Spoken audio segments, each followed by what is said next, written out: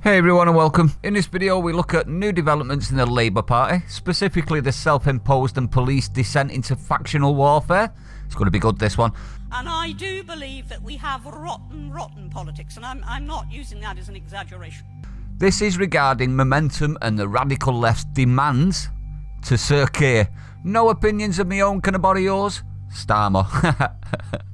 In my opinion, Keir Starmer has absolutely no spine as a leader. He's like a rich tea biscuit, isn't he? Gives you the impression of toughness, but put him within 500 yards of hot water and he's a mush in less than a second. I thought Corbyn was bad, but Sir Keir is something else entirely. Don't believe me? Look at this. See what I mean? This is because he said BLM was a moment. Literally. This is what happens when you run on feelings, Keirs. Everything becomes offensive. Ask Stark, he's fell foul of the grammar police too. Now, Keir actually did try to wriggle out of this one when called out on it. Not good enough, Keirs. Educate yourself right now. Yes, boss. Anything you say, boss.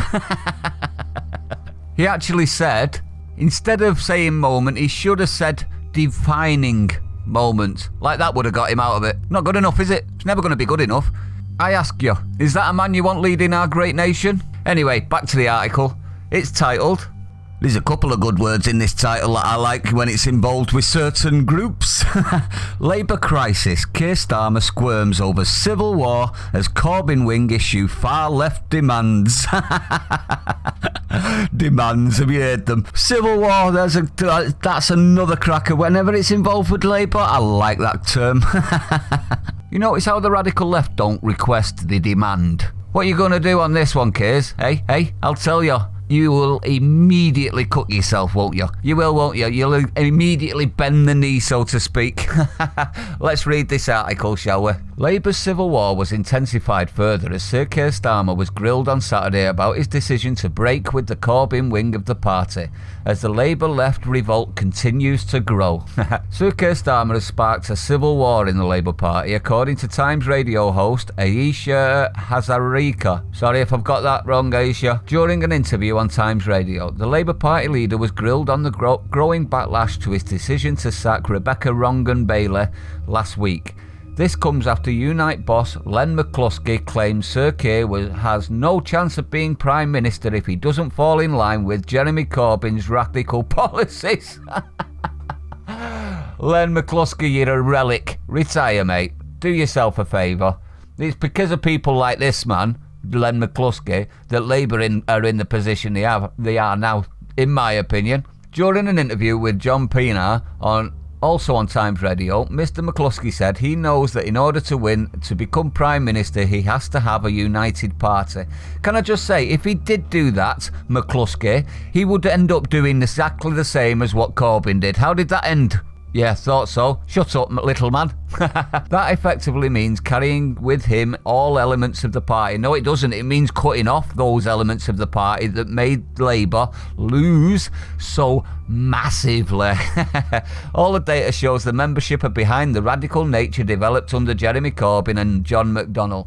I'm expecting Keir to abide by that and stick by that. No, if he does, they'll be non-existent in a very, very short period of time. It's not the members he should be looking for, it's the middle ground. It's the people that aren't members that he should be wanting the votes from. The members are going to vote for him anyway. They don't figure this one out. They expect because you're a member you're going to get bent over backwards for it. Don't work like that. In his own interview with Aisha, Sir Keir said he agreed with the call for unity before he took a swipe at the state of the party Mr. Corbyn had left behind. He said, Labour has always been a broad church. I want it to be a broad church, but we must be united. Over the last few months, broad church, I don't like that term at all.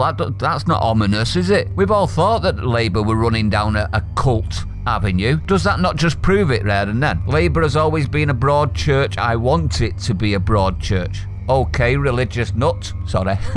Over the last few months and years, we have been taking lumps out of ourselves. That's because you're a broad church that has so many factions, and you've taken on identity politics massively. Identity politics creates groups. Groups create hostility between other groups, especially if you don't treat them all exactly equal. Quick point for you there. I intervened, but Labour has always been riven with factionalism. Your sacking of Rebecca Long-Bailey seems to have triggered a civil war in the party with people who were more loyal to Corbyn. And that's why they lost so much. Is he supposed to stay with the Corbynites that lost everything? They've not lost that badly since 35. I wouldn't be listening to that side of the Labour Party whatsoever. I would actually, if I was Keir Starmer, be looking at ways to cut them all out. It showed you could pick a fight and showed you were in control of the party. Is that why you did it? No, he did it because of ties to anti-Semitism, and there's a report coming out and he don't want to be, don't want his toes burnt in the fire, does he?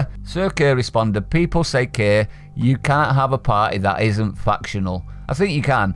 But I put together a campaign team that had people from different elements of the party. And how's that worked out so well for you? Has it worked out at all for you? No, it hasn't, has it? You've already had to sack one of them. Aisha said the story of Labour Party since you won has been you asserting yourself over the Labour Party, getting rid of some of the people from the previous administration and stamping your authority on the party. You may have to break with that, with what came before you at some point when you were trying to win the election. You may need to decide whether you will pick where the public are or where the membership are. Well, the numbers aren't there for just membership, so he's got to go with the public, has he not? But we'll see, because I don't think he's got the backbone to be able to stand up to the radical left, to be honest. I think this is all posturing to make it look and appear like he has, but he hasn't. He's got no backbone, has he? He hasn't even got any policies of his own. He's good at complaining, but he's not good at suggesting, is what I've found.